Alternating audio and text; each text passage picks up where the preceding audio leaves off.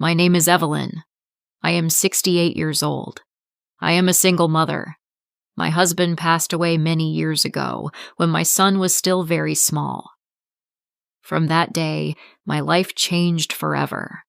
I became both mother and father to my child. I had no one else in this world but him. When my husband passed away, I was very afraid. I did not know how I would raise a child alone. But when I looked at my son's small face, sleeping beside me, I felt strength in my heart. I promised myself, I will protect him. I will never let him feel alone. I worked very hard. I cooked simple food. I washed clothes with my hands. Sometimes I cleaned other people's houses. Many nights I went to bed tired and hungry, but I always made sure my son ate first. When he smiled, my pain became lighter. When my son was small, he often fell while learning to walk. Each time he cried and reached for me, I held his hands and said, "Don't be afraid. I am here." When he was sick, I stayed awake all night, touching his forehead and praying he would be fine. Slowly, year by year, he grew up. My hair turned gray. My body became weak. But my love never became weak. When my son became a man, he worked in the fields. Every evening, I waited for the sound of his footsteps. I cooked his food and cleaned the house. When he came home tired, I felt happy just seeing him safe. I did not want money.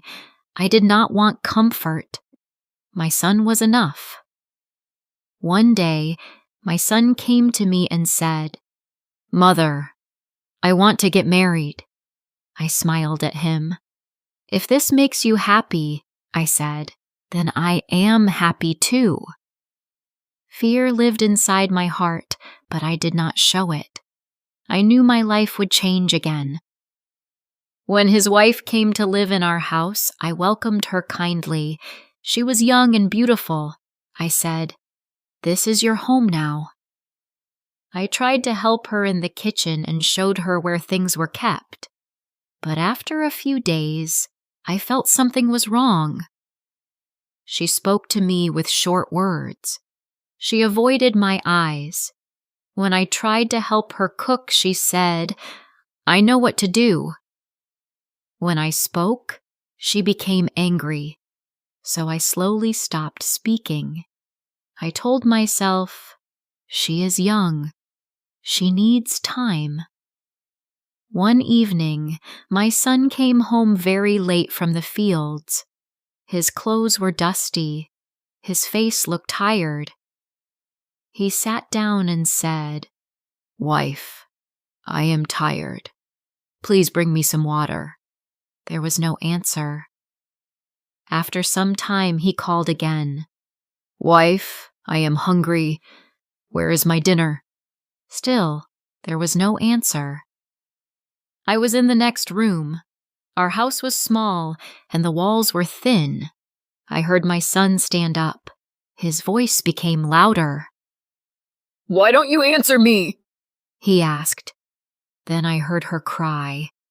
"It's your mother," she said. "She hates me. She keeps shouting at me. She calls me lazy and stupid. She says, 'Why did my son marry a girl like you?'" My hands began to shake. Those words were not true, but I stayed silent. My son said, "Please," his voice soft. "She is old. Try to live peacefully with her." She answered angrily, "There is no dinner. I could not cook. That old woman keeps telling me what to do. Everything I do is wrong." My son sighed. "She is my mother," he said. "This is her house too." Then she said coldly, "You must choose. Either live with me or live with her, not both." That night, my son went to bed hungry. I lay awake on my mat, staring at the ceiling. My heart felt heavy. I prayed quietly. Please guide my son. Please don't let him choose wrongly. The next morning, I heard her again. Have you decided? She asked him. Do you want me or your mother? Then she said words I will never forget. Push your mother off the hill. She is old. She will die soon anyway. I am young. We can live happily. That day, my son did not speak much. He did not eat. He did not look at me. For the first time in my life, I felt afraid of my own child. That night, he came to me and said quietly, Mother, we are going on a journey tomorrow. I looked into his eyes. I understood everything. My heart broke, but my face stayed calm. I nodded and said, All right, my son.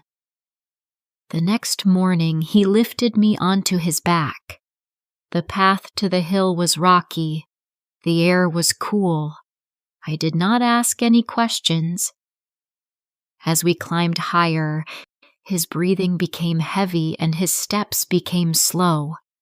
I looked around and thought about my life. I remembered feeding him with my own hands. I remembered holding him when he cried. I remembered protecting him from the world. I thought, if my life ends today, I have no regret. When we reached the top of the hill, I spoke softly. My son, I said, I know why you brought me here. He stopped walking.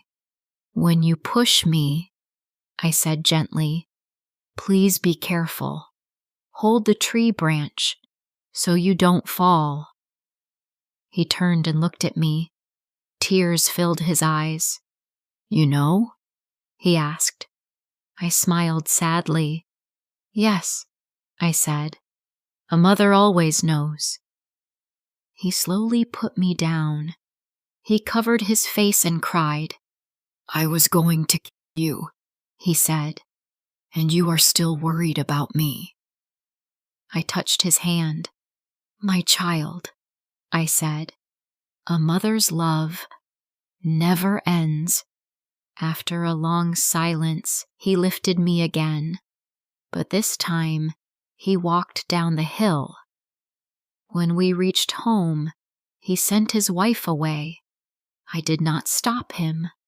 I did not speak badly about her. I only thanked God quietly. Now my son and I live peacefully.